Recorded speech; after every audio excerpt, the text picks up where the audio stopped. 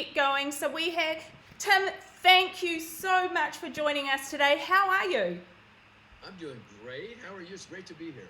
Thank you, thank you. Hey, look, you've got fans joining in from the Netherlands, from Canada, from USA, from America.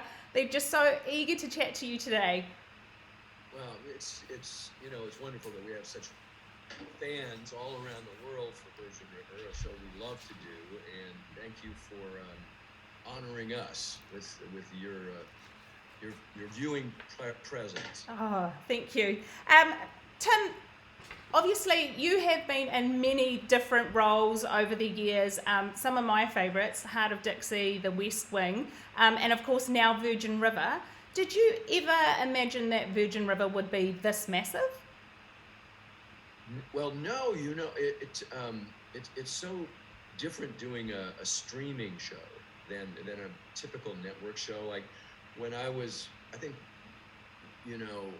doing The West Wing, you could tell right away that was a hit because you'd be walking down the street the week after it premiered, and people are stopping you and telling you and interacting with you, and you get this tremendous sort of live audience feedback. Whereas with streaming, we did the show, then it sort of went into post-production, has to be translated and dubbed into every language all around the world, and they dropped the show 6 months after we finished it, I believe, and then on the same day all around the world. And we don't get much feedback, so it's only after they add up the minutes that people are watching. And I think it was at the end of our second season that we were sort of wrapping up the show, and we heard, like, you're the #1 show in all the world, and it was beating out like The Crown, or right up there with The Crown or Queen's Gambit, or these big shows, and we're just the little engine that could, and it was great to share that with all the cast and crew, because that was the first time we knew that, oh wow, they like us, they really like us. It's great. Wow, I'm blown away with, there are so many different stats out there saying how long that Virgin River has, claimed the #1 spot on Netflix, and it's awesome. And I know that there are many fans on here who have binge watched it and rewatched it multiple times. So we're actually going to get right into it. And first of all, we're going to go to the Netherlands, and we've got Roland. Roland, what's your question for Tim? Well, yes, thank you, Belinda. Well, hi, Tim. Very, very nice meeting you here. Hi, Roland. Hi. I'm here on behalf of my family, and my wife is next to me. She's also a big fan, and my children are hidden in the corner. But you have to know that they are also a big fan of you. That's great. And our question is, what other TV show you like to watch yourself, besides, of course, Virgin River? Is there a TV show that would you advise to us? Well, I must say, one of the great things about Netflix and all the streaming services is that there's shows from all over the world, especially British, and I think Normal People, I think, was a show we watched, my wife and I watched, and let's see, what else? Well, right now, I'm catching up on Mad Men. I hadn't seen all of the Mad Men episodes from 10 years ago, so I'm watching that. But I just watched The Offer. That was on Paramount Plus, about the making of The Godfather. I thought that was quite good. We look at everything. I mean, I adore The Crown, and Queen's Gambit I thought was incredible. But there's such a volume of material out here that it's almost sometimes difficult to find the time to really, especially when we're shooting, to really get into it. But I just enjoy the variety and the caliber of the great work that's being done and shared on TV. I mean, before it was just network TV and the movies. Now it's much broader, and it's more available to us, looking at it, because we have bigger TVs too, so we can see it like in the movies. Yes. Well, thank you very much. And whenever you come to the Netherlands, let me know. I can give you a tour. Oh, great. Roland, thank you very much. You're welcome. Thank you. All right, thank you, Roland. So, Tim, I learnt about this group that are very passionate about you, and they are actually from all parts of the world, and they're actually going to be going back to Vancouver to visit the Virgin River filming sites in July. Yeah, so we're actually going to go very live to one of the ladies who's been a bit the driving force behind this. Kerry, did you want to ask Tim a question? Sure. Hi, Tim. How are you Karen, doing? how are you? Good. How are you? Good. I am actually in a hotel outside of London right now. I'm on my way back to Virginia, which is where I'm from. So, I've enjoyed your work quite a bit, and I'm very fascinated by jobs that are very different than what I do. I thoroughly enjoy my work it's a very technical job as a software developer, but that's quite different than yours. So what aspects of your career make acting or directing, make it so special to you? Well, I grew up on a set. And as a kid, I was a kid actor, and I've been on so many sets, and it was one of those things that I realized that's home to me. That's the most comfortable place I've ever been. You walk on any set in the world, and I know who's doing what. I know that I do learn their names eventually as we work together, but I know exactly what job they're doing. I know how they do it. It's makeup, hair, wardrobe, electric grips, and so there's always been that. And as I got older, I always wanted to be a director. Even when I was like 18, 19, 20, I was directing little home movies and things. So I always wanted to do that. And then acting became sort of the most successful aspect of it. So the directing slipped away for a few years or decades. And then finally I started directing again. And it was really rewarding for me, because you have to use a different language for each of the actors. You have to, whatever they respond to is the thing you have to find, or the way to communicate best with them to get them to do the best work that they can do, make them feel comfortable. And so, like, my job as a director is to facilitate the actors. Actors' space and support what they're doing. It's like a coach on the sidelines that says, I can see you're open when you get downfield, so just get down there again and we'll throw it to you. So with actors, I just want to support what they do. But it's just, I love storytelling, and I love being an actor in a show that tells an interesting story. And being a director is much more demanding and much more time consuming, because you're choosing everything that goes into the production. The wardrobe, the locations, the script, and any alterations to the script. So everything is sort of focused on the directors. And but I know on Virgin River I directed 4 different episodes, and it was exhausting, because I had to act as well as prep it, and then shoot it, and then edit it. So it was very demanding, and it was hopefully I didn't mess up too much my acting, because I think the acting is the thing that suffers. Because when I'm directing, I'm watching what's going on, but if I'm acting in a scene now, I can't really sit there and watch the take. I don't want to go back and look at it after the take, so I have to rely on my cameraman or my assistant director to say, yeah, we got that scene, we got it, or the script supervisor to tell us, oh, we got the coverage for this, all that technical stuff. But I love being on a set. I love being, it's like being in a circus. There's wonderful people around you. I've grown up with tremendous support from all the cast and crew that I've worked with, and it's an extended family, and it's just it's sort of very life fulfilling. Yeah, that's fascinating. I never really thought about how much is going on at one time. So thank you very much, and thank you for your time to talk to us. Yeah. Thank you, too. Thank you.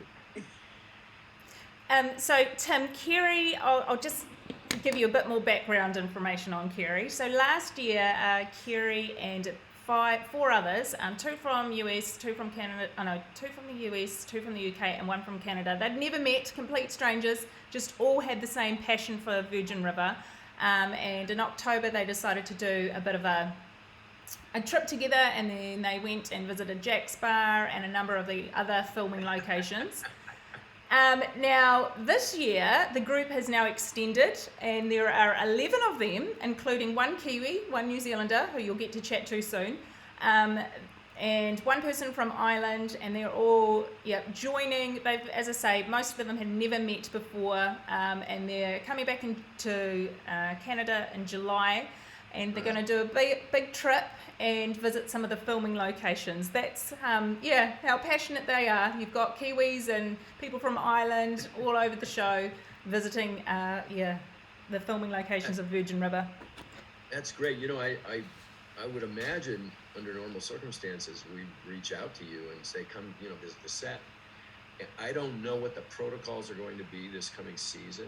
Yes. In terms of COVID and all that. So we have very strict protocols, and Netflix is very concerned or careful about it. Like, if I want to travel somewhere, they say, where are you going? How long are you going to be there? Who are you going to be exposed to? Because then you got to come back inside our bubble. Yes. And maybe, carry something to them. So, but I would imagine under normal circumstances, Carrie, and I don't know if that's this year, but we'd certainly reach out to you and want to, interact and say hello and have you just even come visit the stages and see that. But we'll have to take that up. I can mention that to our producer, and we'll find out, maybe you can send me, or through Belinda, you can send me the... Absolutely. And then awesome. I can connect you with our producer. Oh, yeah, that would be awesome. So, Okay. You know what, Tim? If that happens, I'm coming from New Zealand as well. If your producer says yes, I am there. You can hitch a ride with Martin Henderson. Yeah, exactly. I know. I've interviewed him twice. He's lovely as well. He's so great. He is He's great. So much fun. He's just a hoot. Awesome. So now, Tim, we are your next fan. I'm just wondering if Marilyn is online yet. No, she doesn't look to have joined, so we will come back to Marilyn. We are we're staying in New Zealand, so we've got Avril, and hopefully I've pronounced her name correctly. She is one of the ones who is also travelling to visit the Virgin River set, all the way from New Zealand. Avril, Good. what's your question for Tim? Hello, Tim. I'm from the top of the South Island, the best wine growing area, of course. Oh my. What my question is, it's very light-hearted, nothing techno. Do you enjoy red wine as much as it looks like you do on the set? Oh, absolutely. And I was going to say, well, we should try some New Zealand wine. I mean, Well, because I was going to suggest there's a bit of bribery and corruption. If I could bring a bottle of red wine of your choosing from Marlborough or New Zealand, would that give us a better way of getting to actually meet you? well, I think you probably have to bring a few bottles, because you have to give one to the producer, and everybody you meet on the way, it wouldn't hurt. What kind of wine is down there? What is it? Red wine? Honestly, Marlborough, where I am, do you know New Zealand at all?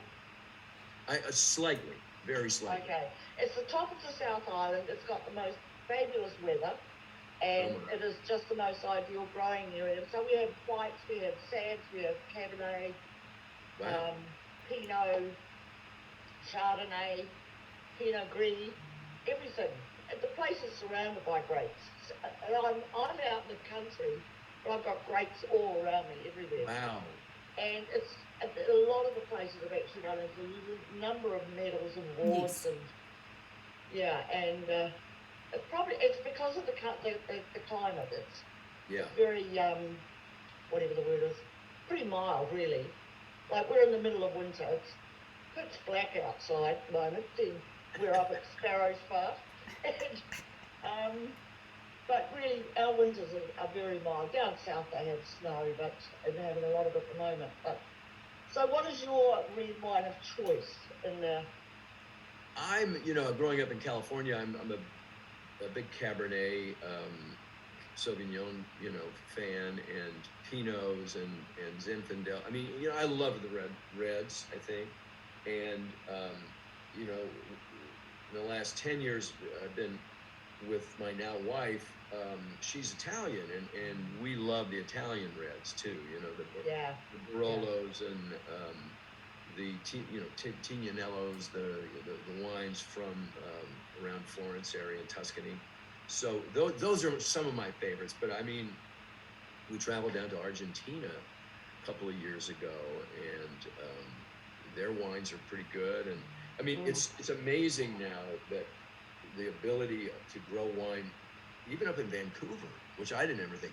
They had something called ice wine, which you can take it or leave it, but now they're growing a lot of wines all the way up through Oregon and Washington and into Vancouver, and it's a short season, but they still do it, and it's still pretty good. Well, I will look into one, and I don't know how many I can fit in my bag, of course, because I'm all packed already, and there's not got room left. Because I fly over on the 6th of July, and I meet up with this fabulous crowd who, brought me into their group, which is so cool, and I am just so over the top excited. Oh. And of course, with Martin being a Kiwi, how could I not meet a fellow countryman? I know. I mean, we got to lean on Martin. We'll see what it all depends. Give him a big hug from me, would you? Yes. Well, manly hug. That was really cool. Thank you. So Tim, we've got some of your fans who are watching this live on YouTube, so a big shout out from to them. But Tim, one of the fans has asked if you are friends with, is he friends with Annette? Are you good friends with Annette? On screen you look like you have amazing chemistry. With Annette, is that right? Yes, with Hope. Thank you. I've known Annette since we were pups. I mean, I think I worked with her then boyfriend, an actor named Bruno Kirby, who was really good. He was in The Godfather 2. He was in Good Morning Vietnam and City Slickers, and he was a fine actor. He's gone now. But that's when I first met Annette, and I knew her as an actor, and she was very talented. And then we did a TV episode called The Class of 65, where we were a young married couple that were having difficulties. The last job I did right before I did Animal House, I think. So that's how far back it was. Then I did a little HBO play with her, and I don't think we had then worked since then. But then when I got to the airport, when I was first coming up to Vancouver to shoot Virgin River, Annette pops up and runs at me. She was in the lounge, waiting for the plane too, and she said, "Oh my God!" I didn't know she was playing Hope, and I didn't. So it was great because when you have somebody you've worked with and you've known for that amount of time, there's a backstory. There's a connection you have that makes it easier than just an actor. You're just going, "Oh hi, let's pretend that we know each other," So. And she's a lovely actress, and it's been a great joy to play all the scenes that we play and all the crazy things that are happening to us. Oh, fantastic. That's awesome. Tim, I have a question for you. What's on your bucket list? Wow. We just finished building a house here in the Hollywood Hills, my wife and I, and thank God that's done. And, it takes much longer and much more money than you think it's going to take. But, that was great. I think just for fun, we've got a place in Vancouver now, and we want to go up and spend the winter up there maybe and go skiing.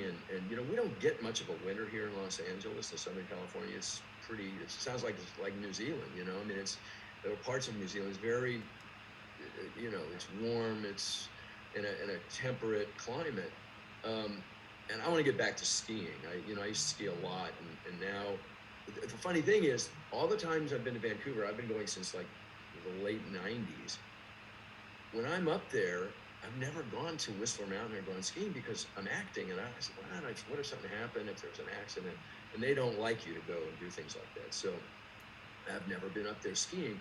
That's something I look forward to, and I look forward to spending more time up in Vancouver. And I want to get back to traveling after this 2-year hiatus we've all had with COVID and travel restrictions. I'd just love to get back on the road, and I think we're going to start with Italy. I don't know exactly when. My wife and I are going to go visit many of her family and friends over in Italy. You'll have to include New Zealand on your list of places to travel. Yes. I'm going to come stay with Martin. Yeah, absolutely. Okay, so Tim, now we're going to Nebraska, and we've got a question from Sue. Hi, Sue. Oh, I think you're on mute. Oh, Sue, you're still on mute. If you can unmute yourself, Sue. Okay. Oh, there you go. Gotcha. Can you hear me? Okay, nice talking to you. Hi. My question is it difficult to do romantic scenes, and is there something you do to prepare yourself? That's a really interesting question. It's always awkward, I think on our show they don't get too graphic. I know that Martin and Alex have, off come the shirts, and there they go. But Annette and I really, don't. It's not too much. It's usually the kiss or we hug or something. But it is a little awkward at first, and over the years when I've done more graphic sex scenes, my main job is to make sure that my partner, usually it's only been a female partner, is comfortable and knows that anything that's done is done in character. It's not personal, and I want them to feel safe about that, The funniest thing, though, that ever happened to me was I was doing a movie for television called Obsessed with a Married Woman, and I was working with Jane Seymour, and this was years and years ago. And it was a lovely story. It was about a guy who falls in love with a married woman, and he just becomes obsessed and crazed about her, and then she breaks it off, and they have this wild affair, and then she just cuts it off after professing her love. And so we had a lot of sex scenes, and I remember one in particular, the first one, and Jane is incredibly gorgeous and just a wonderful performer.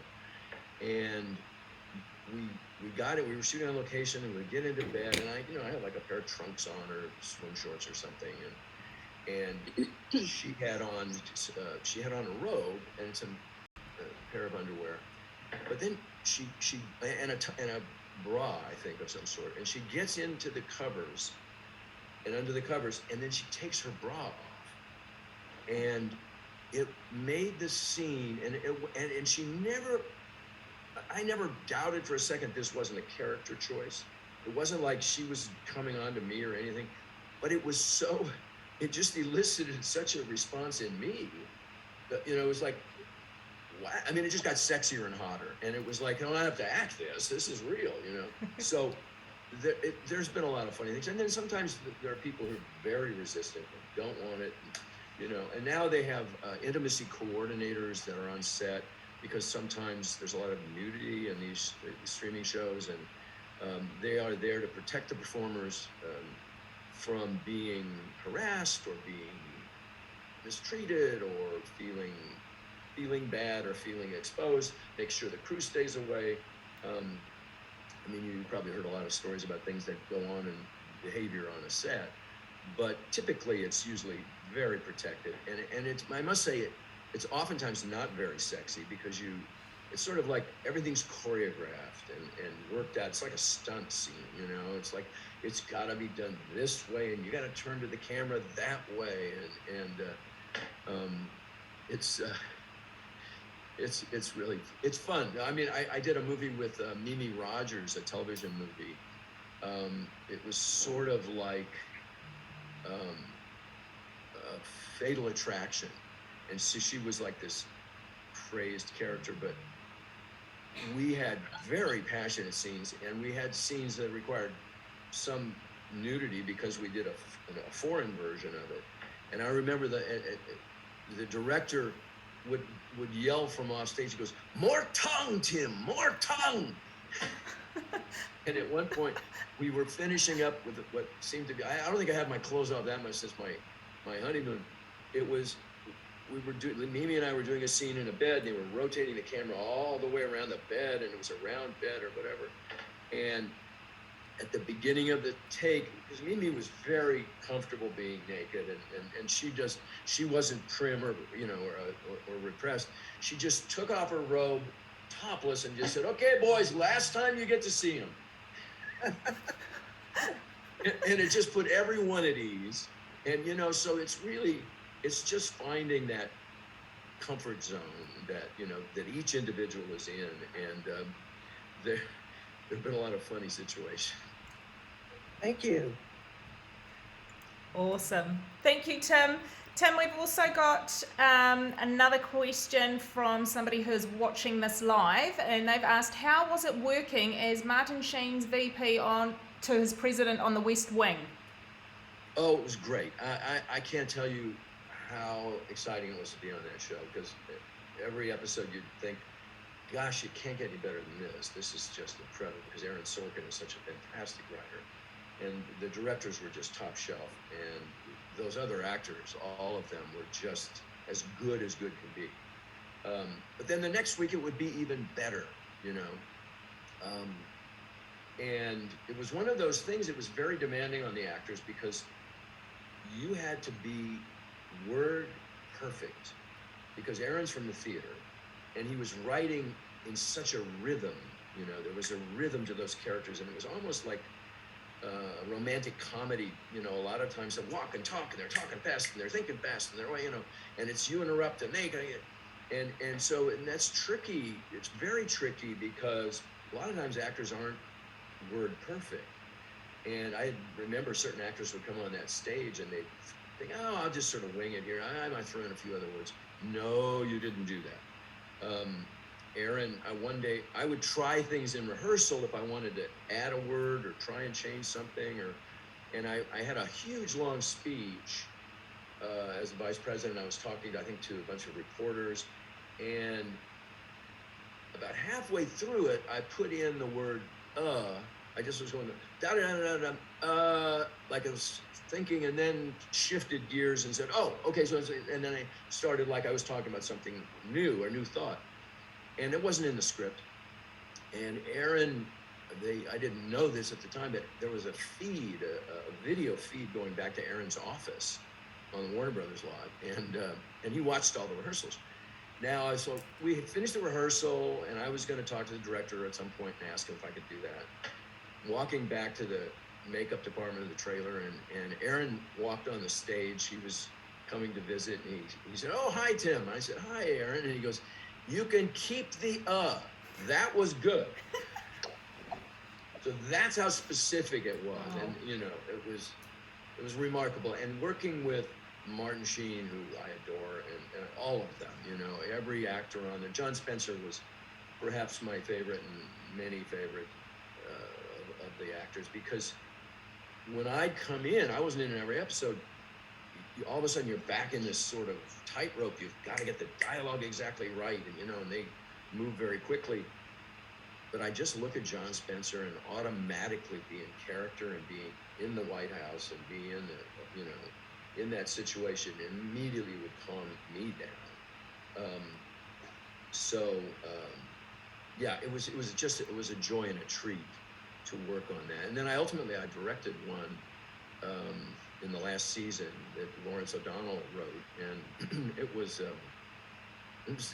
a great show to be on, wonderful people to work with, and it raised my game, Cool. Awesome. Thank you so much, Tim. Tim, we're actually going to go to France next, and we have got a question from Wendy. Wendy. There we go. Yeah, there we go. There we go. Hey, Wendy. Hi, I'm so happy to talk to you. It's like a dream come true. Oh, thank you. Well, I'd like to know if you have ever been to a country where nobody recognized you.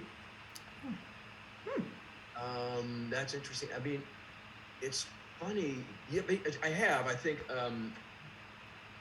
I remember the first time when I was a young actor, I went to Europe and I went to London, and people recognized me from an old Western I had done, like 5 years before, and I was now studying Shakespeare, and so it depends on what's being shown where, but I think down in Argentina, it was pretty under the radar, and it all depends on what's been on the air, what's showing, and a lot of times people just don't make a fuss. They'll wave at you or something, and or just think they know you from somewhere else. I can remember people coming up to me and said, "I know you. We know each other." And I said, possibly. I said, and I'm an actor, and maybe that's it. And this one person said, no, it's not that. Where did you go to high school? So it was like, and it's a testament to what we do, that we're in people's homes, and they do feel like your family. You come into their homes, and it took me. I remember the first time I must have been 6 or 7, and I watched this daily TV show here in California, in LA, called Sheriff John. And Sheriff John, you had your lunch with Sheriff John, and he was in a sheriff's uniform, and he was like, oh my God, Sheriff John was the guy. I just loved this show. And then my mom told me he was coming to a supermarket near us, and he was going to make an appearance. And she said, "Do you want to go?" And I said, "Oh, I'd love to go." So when I went down there, I'm 6, and I got to get in line to say hi to Sheriff John, and I was so excited. I loved him. And I get up to him and I said, "Hi, Sheriff John." And he looked at me and he goes, "Hello, son." And he had no idea who I was. And it just dawned on me at that point, he can't see me? I couldn't. That was the moment I realized, oh, they can't see us, we can see them. So it's very interesting, the interactions you have with people because of what you've done, or they think you're a certain way, or, oh, I didn't like you in that. You were a bad guy. And it was like, it's really funny how people react to you based on the different things you've done. Thank you. Yes, yes. Thank you. We have got another question from somebody who is watching live, Tim. So they have asked, how have you been able to work for so many years? How do you keep mentally and physically fit? Oh, that's, thank you. I've been fortunate and very, very lucky to have had so many chapters to my career. One thing I think is you've got to sort of reinvent yourself every 5 to 7 years. I think that's mandatory. I mean, I was a kid actor for about 7 years, then I got to be a young adult, and then I started doing Westerns, and I did Westerns for about 7 years. And then after that, I wasn't thrilled with the parts I was getting, the contemporary parts. I was like the nice guy, the nice boyfriend. I was just all these boring characters. So I took an improv series of classes and auditioned and got Animal House. So it was my first comedy. So I kept just wanted to keep changing the goalposts and find a new thing to do, because I think that keeps you young and it keeps you from getting bored and falling back on old tricks. I mean, like any other sport or game or job, after a while, how, I can take this shortcut, or I can do that, or this works. And you find certain actors fall back on those things, and I never wanted to do that. And so I also at an early age realized I have to stay in good shape, or try and stay in good shape, work out and run. I was a big runner, and it just helped me clear my mind and I was blessed with good genes that I had a youthful appearance, and still do, hopefully. And so it allowed me to have a tremendously long career, and I'm amazed and pleased that it's been as varied and I've endured as much. But here's the other thing too. Acting in a good year, like say Virgin River, it's 5 months. We shoot for 5 months. So that means I'm off for 7 months. So acting really and realistically, especially when I was first starting out, you do a day here, you do 3 days on that episode, or you do a week on a movie or whatever. It's basically like being retired. I mean, in a good year, as a young actor, I'd work 10 weeks, 12, 14 weeks, maybe, So it's a blessing. I mean, because after you finish, you get fairly well paid for that time. And then you can kick back and take, go play sports or whatever, and travel or just enjoy yourself. Usually me, I would just, want to do a play or do something else, especially in my youth when I really, I wanted to do Shakespeare, I wanted to do Chekhov and Shaw and different things. So that's what's kept me in love with it, is just constantly shifting and changing my approach and my technique and certain things are much more difficult to do than others. I mean, you're doing Shakespeare or you're doing any of the classics, it's a lot harder than just say doing a contemporary show, because you're now having to do something that has nobility to it, or some royalty aspects, which are harder for Americans to do than, say, the British, because it's sort of in their DNA. But for me, I think the thing that's kept me in it as long as I have is that I just keep mixing it up and trying new things. And if you fall on your butt, it's okay. It's okay.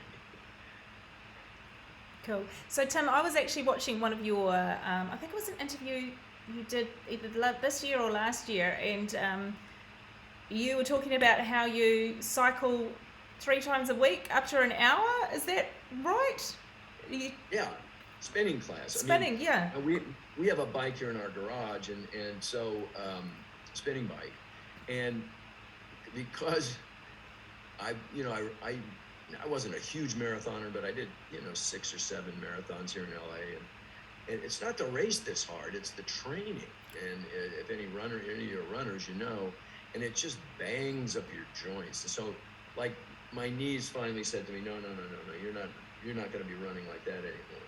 So now I try and do low impact exercise and still get a cardio workout and just get my heart up to speed and running and so yeah, that's the spinning aspect of it. Is fun. I must admit, when I was watching that interview, I thought, oh my gosh, he does that much in 1 week, and then I felt really guilty because so I thought, I need to start doing a bit more exercise myself. Well, I must say, working with Martin Henderson, he's in incredible shape, and he was like a triathlete, and so he's biking and running and swimming, and he's an inspiration to us all. And when we were up there, I think the last 2 years, we were fortunate enough to be loaned Peloton bikes, so we'd have those. And Martin was so funny. He goes, oh my God, because they have classes on video. And he said, oh, did you like this class? I love that class. I like this teacher and that teacher. And it's like, oh, wow. So he was very inspiring to me to just kick it into higher gear. Yeah. Okay, so Tim, we now have a question from Marissa. Marissa, what's your question? Oh, hopefully, Marissa, can you unmute yourself? Or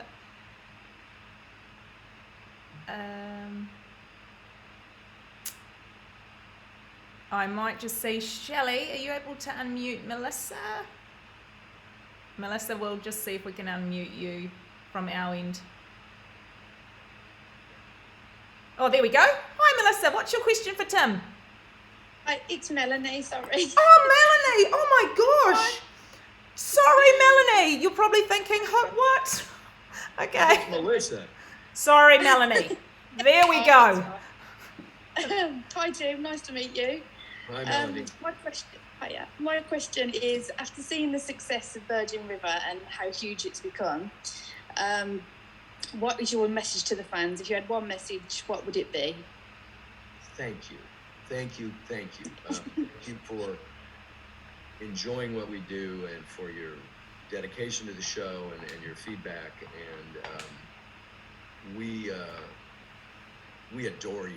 I mean, we adore the fact that people are caught up in our lives. And I think it came, you can tell me this, I think our show came at a time sort of during COVID where people were looking for comfort, and looking for something that made them feel good. And I think that's one of the reasons why our show caught on so well, is that it sort of provided that solace and that encouragement. And, it shows a bunch of people who are looking to, they've all suffered something, and then they're all gone to this sort of idyllic place to try and get their heads right and get their lives together. And I think it just sort of is a very positive kind of show, and I think people respond to that. Yeah, I think it gave us a sense of community as well, when obviously we were all in lockdown, all isolated, and you sort of felt part of something still. So that was really... Yeah, it was like an extended family, and I think that I feel like the audience is part of that family. And the one thing that Netflix has done for us is shared viewers' thoughts and comments with us and on social media and things like that. So that it's like being in the theater, and we just feel that our family has just gotten bigger and bigger and bigger. And and that's just wonderful, and I'm always thrilled to meet our viewers and engage and talk to them. Yeah, that's great. Thanks, Tim. Appreciate your time. Sorry, Melanie. We've got a That's Melanie all right. and we've got a Melissa, and I went to the wrong one. A lot of Mel. Sorry. So this time we'll go to Melissa. Hopefully Melissa's here. Melissa, can you unmute yourself? Oh, no, hold on. Okay, right, Melissa, we might go to, Melissa, we'll come back to you. Diane K, can we go to you, please, in the USA? Diane, what's your question? Hi, Tim. This is such a thrill talking to you. My question is, you've played doctors on several shows, you've been a politician. Is there an occupation that you would like to play in a future role that you haven't? Wow. I would love to do royalty. I mean, we don't do much of that in America. I mean, the British actors come over here and play our parts, but rarely, rarely do our American actors go over there and play the British parts. When I've done Shakespeare, I've played kings and scoundrels, and but there's a certain nobility to most of the Shakespearean parts, because you're in blank verse, and you've got those incredible words. I wouldn't mind. I was in the military at one point. I was in the United States Marine Corps for about 2.5 years. It was back during the Vietnam era. I didn't go, but I was backup. And there's something about playing an officer or somebody in the military. There's just a certain manner and a certain bearing, and I haven't done that in a long time. And it's fun to do, because I know as a director there would be actors that come in, good actors come in, and just like the military policemen or police officers or detectives, there's a certain way about them, and these good actors would come in and audition for parts in these detective shows I was directing, and they'd walk out and you'd say, not a cop. I don't believe she's a cop. I don't believe he's a cop, and because there's a certain kind of authority and a certain kind of bearing and a certain kind of command that an officer has, or in the military or in the police. So that's that's something I haven't done for a while, and that would be a lot of fun to do. But I have played a lot of doctors. I mean, an amazing amount of doctors, and it's great because then I can study up and read up. I'm reading now about small town country doctors, and you learn, about the different ways they treat people. And the thing about a small town doctor is you know all your patients. I mean, you're on a personal basis with them. So you suffer with them, and when you lose a patient or you lose a friend, it's personal rather than, oh, well, that didn't work out. I never thought it would work out. Because doctors in larger hospitals, you don't process it the same way as you do if you really know a person intimately. Thank you. You make a great doctor. Thank you. Thanks. Awesome. So Tim, now we're going to India, and we've got Madula. Hopefully. Hello, Tim. Hi, Madula. How are you? Yeah, I'm good. How are you? Excellent.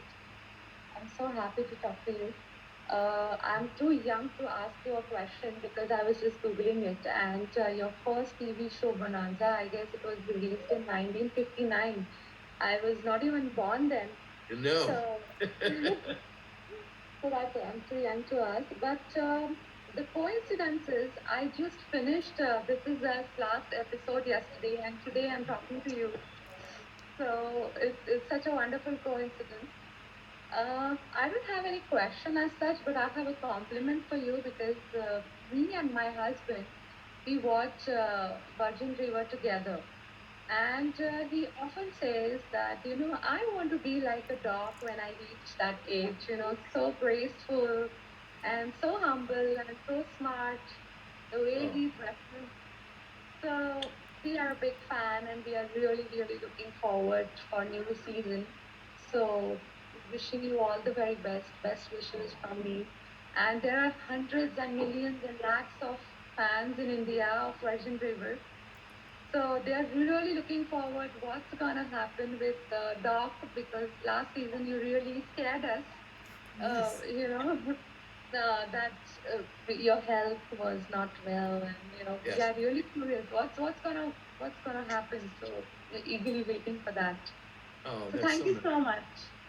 Thank you, Thank you. Madula. Thank you so much, and for your compliments. I appreciate that, and yeah, I'm just glad that we can share that kind of feeling with you and your husband and the viewers at home.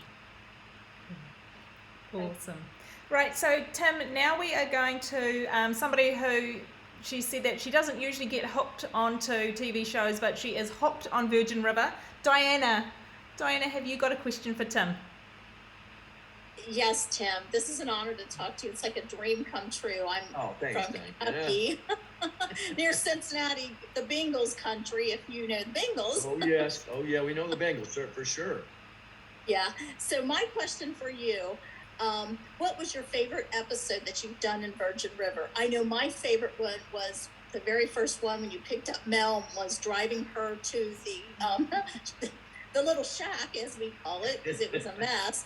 And she was talking bad about the person and didn't realize you were the dog, her boss. So that was my favorite. What is your favorite episode that you had in season 3? I know you can't talk about 4. Yes. And I have to try and keep it straight in my head. Yes. Season 3 was a unique series because I didn't have the normal relationship with Hope that was, it was during the beginning of COVID. And so it was a unique year and so many moments of great emotion for Doc, but there was an episode, I think it was the end of the first, I'm just confused a little, the first or second year, and I think it was the first year, and I was directing and I was also acting, and it was the scene between Hope and I. It was the finale of the first year, I believe, where we've sort of gotten back together, I think. Forgive me for it was first or second season. But it was great because I wanted everyone to, it was first season, I wanted everyone to go to a new point, go to a new place, you know, become, you know, like Hope and Doc change and get together, and the other characters were getting together too, like Mel and Jack, and it was really rewarding for me to direct it as well as to act in it, and then to try out what I thought was the way to do the scene, and to find out that, oh gee, that really works, you know. So that was one of the more rewarding ones. But there's so many I mean, anytime I get to act with Alex Breckenridge, I mean, she's so wonderful. She's the heart of the show, and she's such a good listener. I mean, you know, when you talk to certain people, you can tell they're not paying attention to you, or they're acting or doing whatever. But Alex is always just right there, and is rooted in the scene, and I just adore working with her, and so and those are fun. Any medical scenes we've got. There was an episode, I think, again, it might have even been that same episode in the first season, where we had a young, I think it was a young girl who was having some medical issues, and we had to race to the hospital, throw her in my truck, drive to the hospital, get her to the hospital, and get her some, you know, some hospital attention. And then we were sitting waiting, and finally it was the first time that between Doc and Mel that he sort of let down his resentment and his typical kind of gruff demeanor, and kind of was nice to her, you know. So that was one of my favorite moments. That's awesome. I hope we see more of you and Hope back in the scene. I'm not ready for you to pair up with Muriel, though. Not yet. Not yet. Thank you. Oh, thank you, Diane. So now we're actually going to one of the other ladies who is visiting the Virgin River, different locations, Marissa. So Marissa is an Italian living in the UK. Marissa, how are you, Marissa? I am okay. Thank you so much, Tim, for coming to this. Oh, thank you. And also huge compliments for your part on Virgin River, because you're really great in there. Thank you. And I saw your house when I came to Vancouver, which is very nice. I mean, Doc's house, not yours. Oh, yes. It's pretty spectacular, isn't it? I mean, it's really like beautiful. Yeah. Yeah. And I'm coming again in July to see hopefully, the locations again, maybe the set and everything. Oh, good. Well, we'll work on that. Yes, that'd be nice. I'm very obsessed with Virgin River, as you might guess, but also with This Is Us. And I just wanted you to compare a bit working for one and for the other, and also the kind of personality you have in both, because you are a bit in both, like the grumpy character, but then you prove to be very sweet, and and that seems a bit too natural. Is that part of your personality? You know, the only time I ever get really kind of irritated and irritable is when I'm directing and things, you know, somebody's wasting my time. You know, as a director, you get very little time to do what you're doing, and so usually when you have a meeting with somebody and you want to, you know, and I've been known to get irritated then, but it's part of the job to not display that kind of anger. It doesn't do you any good. So it's, you know, it's like being a good card player. You don't let it out, you know. So I think my character on This Is Us was not he was kind of a real, not a nice person, you know. I mean, he was an elitist. He was a privileged man, a privileged white man, and looked down on the man that his daughter chose to fall in love with, and I said horrible things to him, and I bet against them, you know. And it's like I mean, I could play that. It's hard not to be in league. I mean, I have two girls and a son, and I would never do something like that to them. You know, if that's a choice you want to make, I'm okay, you got it. You know, I'm 100% behind you. And so that was a difficult part to try and find in myself. And it was a joy to come to the point where I finally befriended him and could relax. And actually, we were playing a scene at Thanksgiving where we got drunk, or I'm trying to get him drunker, and just said, don't worry about the women. They're gonna, you know what? Here's what they do. We're supposed to sit here and watch the game. We don't want to get involved in that stuff. And I know people who have those kinds of lives and marriages, and you know, they go their separate ways and have their separate roles, and you know, and it was a period piece as well, so it was, you know, set in a certain time frame. Doc, on the other hand, I think, you know, I find the core of his being is humanity. I mean, he gave up a professional medical career running a hospital in a big city, Seattle, to get back to being one-on-one with the patients and getting out of the, you know, the place where he's so removed from any kind of personal contact with patients, because he became an administrator, I think, you know, more than anything, in addition to probably still practicing. But you know, he's one of those people who's made a choice of quality of life over career, and I always find that's very interesting person to play, because they look at life in a much more gentle and supportive and loving way than somebody who's just job, like on This Is Us. He's got his job, and he's in the club, and he's successful at his business, and he got a promotion, he's moving to a bigger house. You know, it's that whole American dream, you know, of just living to work rather than working to live, I think. So it's that distinction. Thank you. That's interesting. Thank you, Marissa. Thanks, Melissa. Okay. Thank you. So, Tim, we've got one final question from Joanne, who's in Vancouver. So, Joanne, if you could just unmute yourself. I did. Hi, Joanne. Is it raining? No, it is beautiful here. Oh, good. It's ready for you.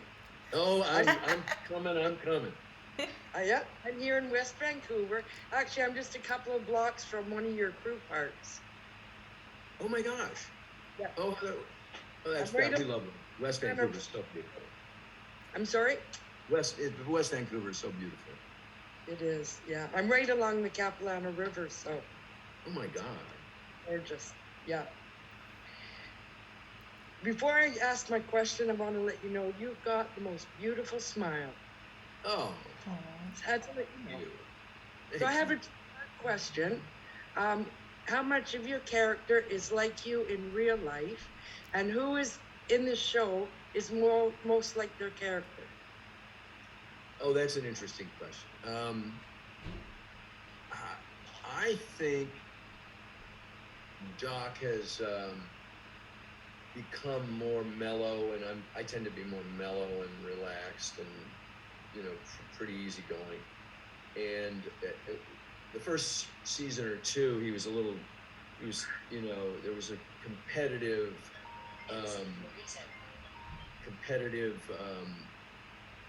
streak about Melanie, and you know, not wanting her in the office and always trying to find fault with her. But what I find it more, it's just easier and better to play his acceptance of her, that she's earned her place, and you know, so there's that.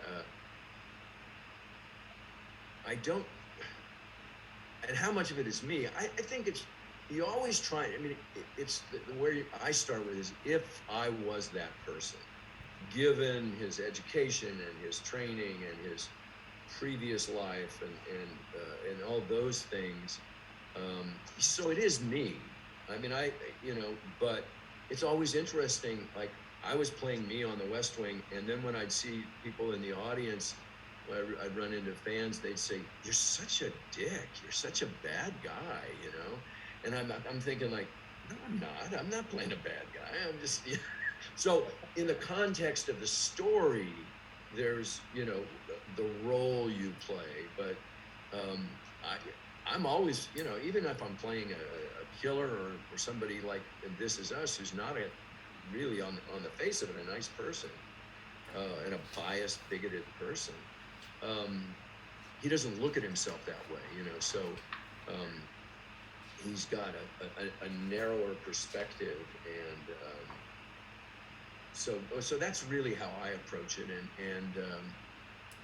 and I think playing a doctor kind of exalts us, because you have this Hippocratic oath, and you have a dedication to helping people, and to me, for Doc, that's sort of that's where he's coming from, and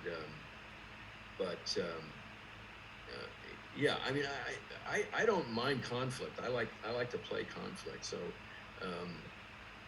I think that there was a certain fun thing between Doc and Mel that was just back and forth, and he would say these rude things to her and just brush her off, and it was fun to do that, and it was fun to get a rise out of her. Okay, so all the ladies that are coming, they're all coming to my place. Oh my gosh! Okay. One of them, yeah. That's so I saw them like Mel and Martin and all of them last year, but you stayed hidden in your trailer. Oh, so you did come to this? You came to the location? Oh yeah. Where was it you saw them? Where was that? In Dundreave. Okay. Yeah. At the crew park up at the, I don't want to really say. That's okay. You don't have to say. Well, you know what? It's good. It's good to know that, Joanne, because then if you got a chance to do that last year, I think we'll probably have a greater chance of being able to do that this year. But it was just at that time, and I was smart. I flirted with all the crew members. You got it. You got it. And then, yeah. Yeah. Yeah, one of them called me his adoptive mom, so it was perfect. That's hysterical. That's wonderful. I love it. Yeah, a lot of fun. Okay. Thank you so much, Joanne. Thank you. Joanne. I'm just going to try Mel, who is from the Philippines but is in Canada. Have you got a question? Yes, Mel. Yes. Yes. I do. Yay. You hear me? Yes. You hear me? Yes. Okay. Hi, team. Hi, Mel. You're looking great. Oh, thank you. I'm so happy to be part of this meeting. Finally, I get to ask you a question. Good. Really happy. Thank you, Belinda. Okay. What is the most significant, probably memorable role that you did in your career as an actor or maybe director that made a great impact in your personal life? Oh, that's I hope there is one. Oh, yeah. I mean, I think one of the most memorable things, and it was one of the scariest, was Animal House, because I'd never done a comedy. And then I find myself next to John Belushi, who's this brilliant comedian, and all these other actors in it. They cast extremely good actors, and I had no idea what I was doing. I mean, I sort of did in comedy, but it's like I was very nervous, and Belushi was so supportive and giving and helpful to me when he didn't have to be, and so that perhaps, and he became a doctor. Eric Stratton, the Rush chairman that I played, Otter, became a gynecologist in Beverly Hills. So I've been, that was one of the many doctors that I've played. That was really and it transformed my life in a way, because when I was a kid, I was short. When I was in high school, I was like 5'6", and I looked like I was about 12. And the girls would, I remember a woman named Janelle Penny said to me, she said, if you were 6 feet tall, I'd go out with you. And it was like, oh my God. And I was 5'7", it was like, this isn't gonna happen. But I think that it's it's wonderful to be able to play a character that is a deeper connection with yourself, and I do enjoy that. I think that I enjoy that most about Virgin River, is that all of the characters are sort of the better version of themselves, or they're trying to become the better version of themselves. And I think that's one of the things about the show that we all love, the struggle to improve. And I'll tell you the craziest one, the other character that I played, that was one of the wackiest jobs I ever did. It was called Buried Alive.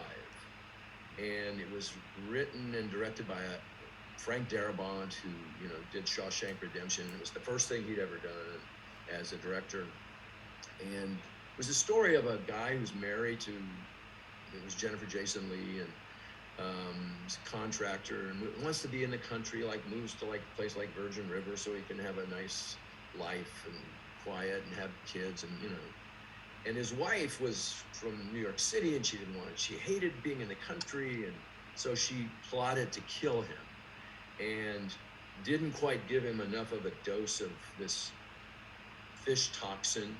So he looked like he was dead, but he didn't die. And then he was buried, and then woke up in the coffin, got out, came back, found out what had happened, and then exacted his revenge. And it was one of those things that it was, it's a journey like that. You play that's the gift of being an actor. You're in a situation that's like no one's ever going to go through this. This is never going to happen. But you get to experience that, and your mind doesn't know what's real or what's not real. I mean, you have those feelings, and then that's in your head forever. So there was it wasn't a terribly ennobling character, but he was a character who sought and got his revenge on the wife and her accomplice that tried to kill me. And it was a very satisfying movie to do, and work with Frank Darabont was incredible. And it was one of those parts that after he had been poisoned, I don't think he had 5 lines after that. I mean, I spent half the movie, I didn't have any dialogue.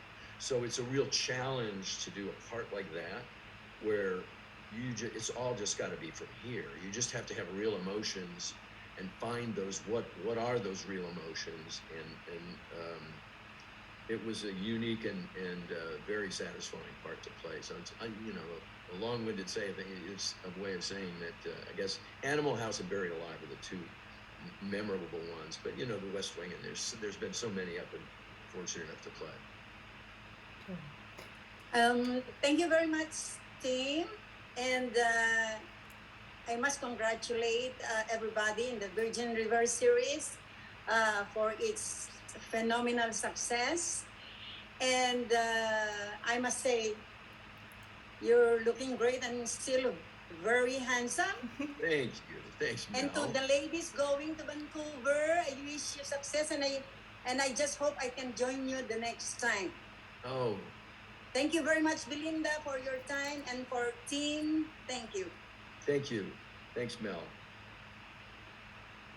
Right, Tim, we have gone well past our hour, so I'm sorry. Thank you so much, Tim, for joining us today. This has been amazing. You have no idea. I've had emails and texts from people just so looking forward to it. And also, some people couldn't join now, so they're going to watch it later. We've got people joining live. So I just wanted to thank a few people to Shelley, who is one of my best friends, who got up at crazy o'clock this morning at 4 o'clock to come and help. Cheryl, who's over in the UK. To Mark, who I've just met Mark 2 days ago, and he's now going to help me with the tech side of things from Go Live Media here in New Zealand. There were a whole lot of different Instagram pages that were helping promote the interview. So thank you so much to those pages as well. And to the fans here who've joined on the Zoom, thank you so much. But Tim, thank you. I hope we can chat again after season 4's aired. Yeah. I would maybe we can do it the day everybody comes to visit the set. We can all, You know what? I'm going to get in contact with you, and I'll get the producers' details, because I said to Shelley, right, Shelley, that's us. We're going to Canada with the rest of them. So we're both good. Thank you all for joining today. It's been great to talk to you and hear your thoughts and share your feelings with me. And Belinda, it was great fun talking to you. Awesome. Thank you, Tim. We'll leave you to it. Have a lovely day, and I'll be in touch. Thank you. Bye. Bye now.